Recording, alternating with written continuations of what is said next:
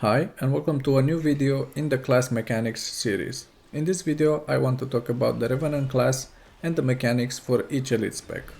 Let's start with the base class. The Revenant is very good. The leveling experience is acceptable. It takes a while to get a few skills and traits that make leveling bearable, but it is very good after that. The main mechanic for Revenant is the energy management system, while switching legends based on the situation. When you're in combat, it regenerates passively and your skills and utilities use the energy. When you are low, you can only auto-attack or switch legends. Like always, my recommendation while leveling is to use the gear that you drop from killing mobs and not worry about the stats or buying gear from the trading post.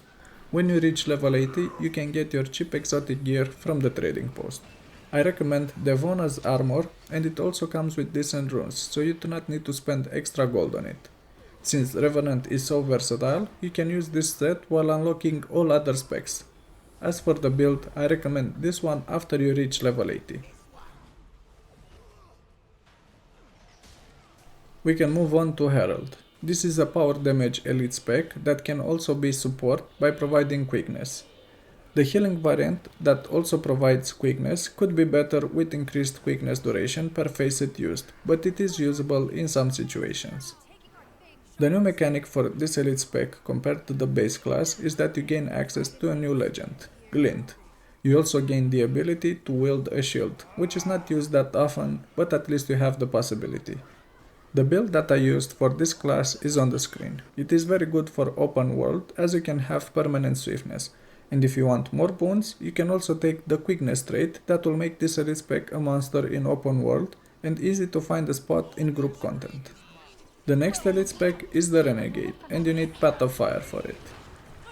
This is the elite spec that was the main provider of alacrity before Path of Fire. Now it doesn't see that much use.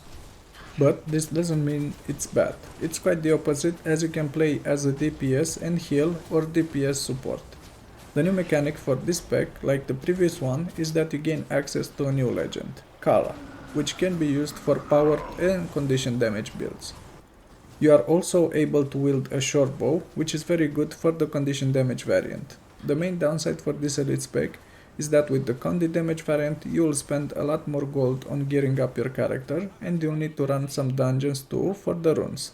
I will put on the screen the DPS variant with the DPS and heal support builds in the description of the video from Hardstack's website.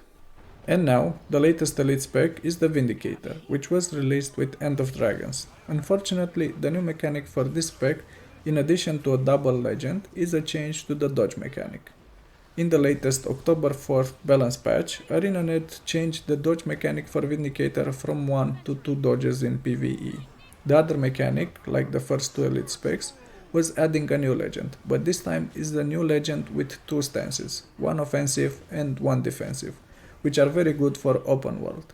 You can play Vindicator reliably as a power DPS in open world. It used to be a heal support too, but without the possibility to provide quickness or alacrity as a heal, you'll not be occupying any spots in group content. This is the build that I use when playing, and it is very good.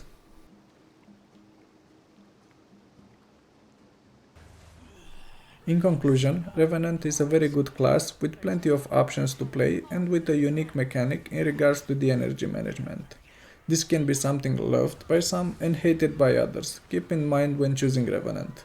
I hated playing Revenant while leveling, but as soon as I leveled it to 80, it felt like a completely different class.